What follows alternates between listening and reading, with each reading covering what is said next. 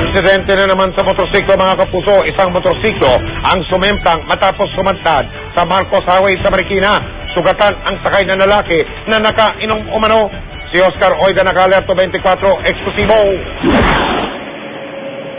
Sa iniwang bakas ng sumemplang na motorsiklo, masasabing malayo-layo rin ang isinadad nito bago tuluyang huminto. Sa kinilalagyan ng biktima na kabutan namin nire-responde ng Marikina Rescue. Halos di makapagsalita ang naturang lalaki sa tindi na matinawang pinsala sa iba't ibang parte ng katawan.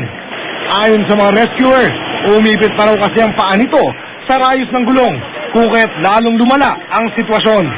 Mag-aalas 3 na madaling araw nang maghatar umano ang motorsiklo ng biktima sa bahagi ito ng Marcos Highway, Marikina City. Malabiyo si sir eh. Mistake lang siguro sa tagiliran. Sobrang bilis ng takbo niya. Nakita yung dinahanan. Nag-hatar yan? Opo. Mabuti na lang at may mga nagmalasakit na motorista. Kanina, huminto lang ako kasi nakasemplang siya. Walang nag-aano sa kanya.